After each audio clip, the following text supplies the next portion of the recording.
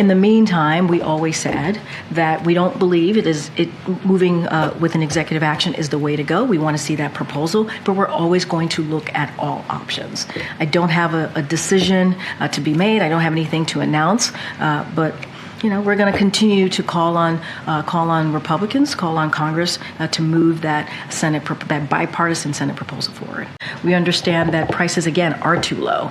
Is the president frustrated that despite the fact that he continues to say what he has done, that some Americans are not feeling the impact of his policies? Look, we have seen some consumer confidence go up over the past couple of months, and I think that's important to note.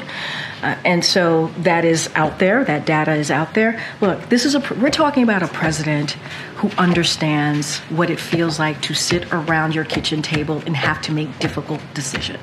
We get that. He gets that. This is why he's trying to build an economy from the bottom up, middle out. He's been very, very clear about this. This is a sympathetic president, so he gets it.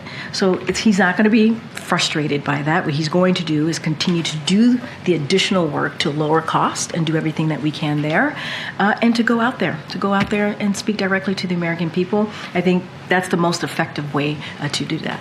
Our new CBS News poll found that registered voters in Michigan, Wisconsin, and Pennsylvania believe that they would be financially better off if Trump wins.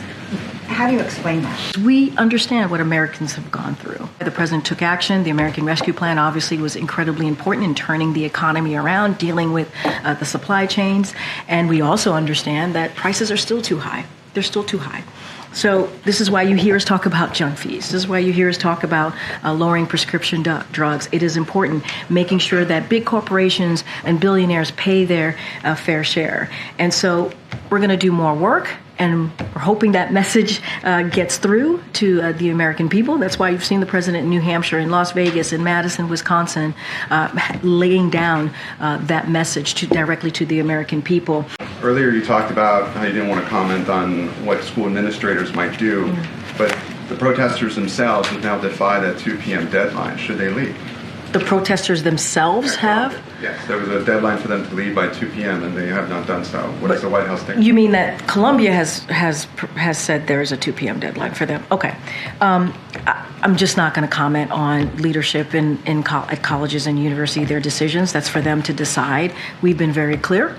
Americans have the right to peacefully protest, and we're going to continue to call out any type of hateful rhetoric, any type of potential hateful violence here.